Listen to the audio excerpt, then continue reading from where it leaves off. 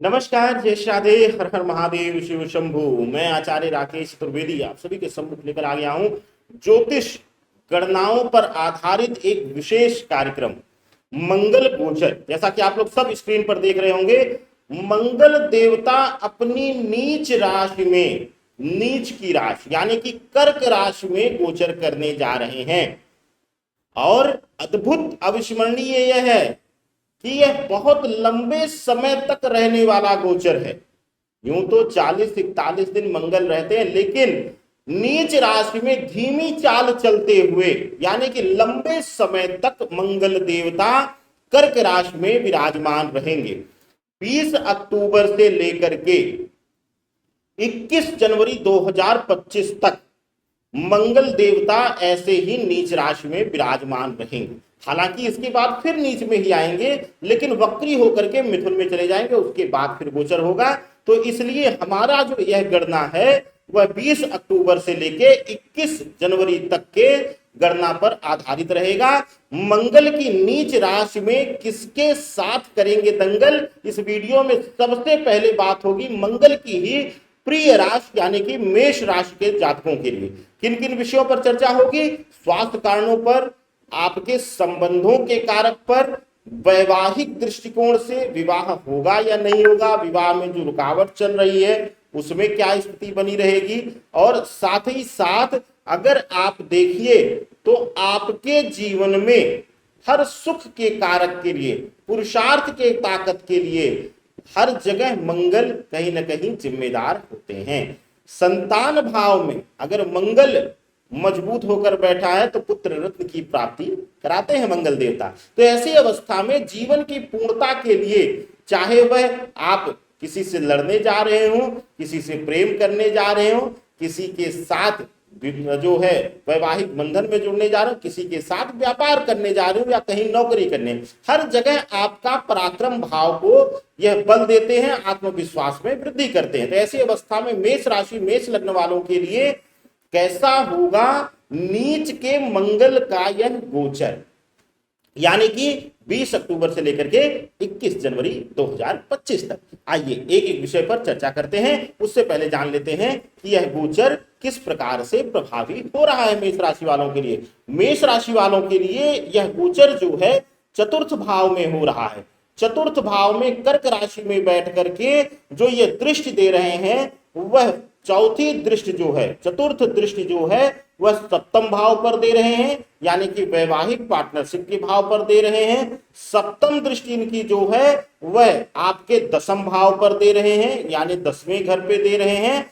और जो अष्टम दृष्टि है मंगल की, वह आपके एकादश भाव पर पड़ रही है। तो इन्हीं गणनाओं पर आधारित होगा। चतुर्थ भाव, सप्तम भाव, दसम भाव और एकादश भाव पर जो बैठ करके या दृष्टिगत जो संबंध ले रहे हैं, उन्हीं पर आधारित है हमारी गणना। सबसे पहले बात करते हैं स्वास्थ्य कार्ड से।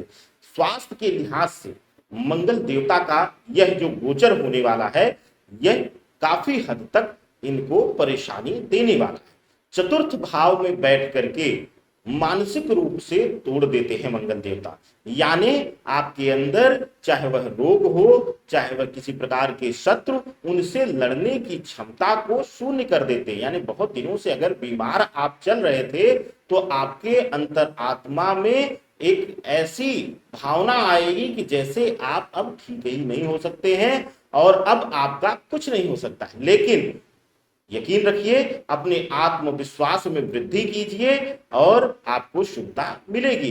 हाँ, एक विषय में आप बिल्कुल भी सतर्क रहिएगा कि अगर बहुत जरूरी ना हो मेष राशि वालों, तो इस बीच कोई सर्जरी इत्यादि ना करवाएं, आपके लिए बेहतर होगा।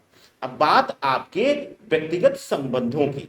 सप्तम भाव पर चतुर्थ दृष्टि देने से वैवाहिक विलंब करार, यानी विवाह में देरी, विवाह में रुकावट, अगर सगाई, रिंग सेरेमनी इत्यादि हो गई है, फिर भी हो सकता है सगाई टूट जाए या रुकावट आ जाए, या लड़की या लड़का आपको पसंद आ गया है, सब कुछ डन है, बस एकदम से फाइनल होने की देरी थी और अचानक से ना हो जाए, इस तरीके के संकेत दिख रहे हैं। अगर आप प्रेम संबंधों में हैं तो प्रेम संबंधों में धोखा मिलता हुआ आपको दिखाई दे रहा है, यानी कि प्रेम संबंधों में धोखा मिल सकता है।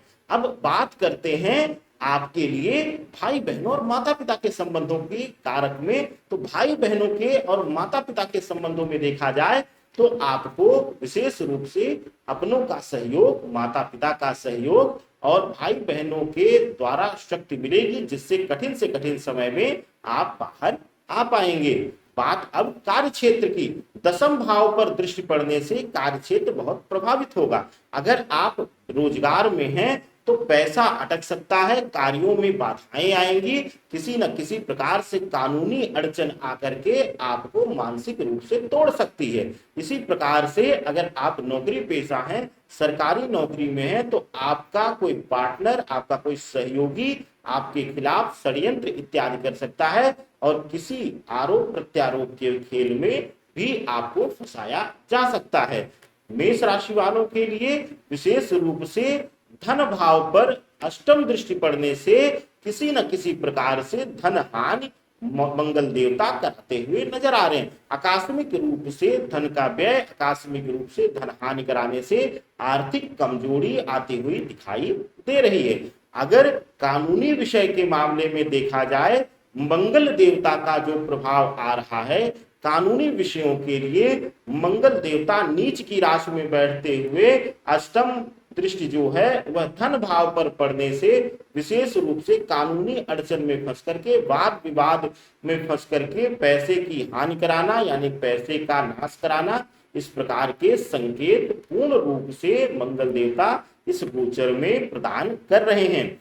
अब आइए जानते हैं एक चमत्कारी उपाय मंगल के लिए क्या करना है आपको। जब नीच के हो मंगल, तो उस समय आपको अपने जीवन में अगर तहस नहस और दंगल से मुक्ति पानी है तो यह चमत्कारी उपाय आपके लिए है। क्या करना है आपको, एक पान का पत्ता ले लीजिए, पान के पत्ते पर सिंदूर और जयफल रख करके, कितने जयफल रखना है, 4 जयफल रखना है, 4 जयफल रख लीजिए और थोड़ा सा सिंदूर रख लीजिए, पीला वाला जो उनको चोला चढ़ता है सिंदूर का, वही सिंदूर रख करके और ले करके आप मंगलवार के दिन कुछ देर शांत होकर के किसी हनुमान मंदिर में बैठ जाएं और आप जप करें, ओम श्री राम दूताय नमः, ओम श्री राम दूताय नमः।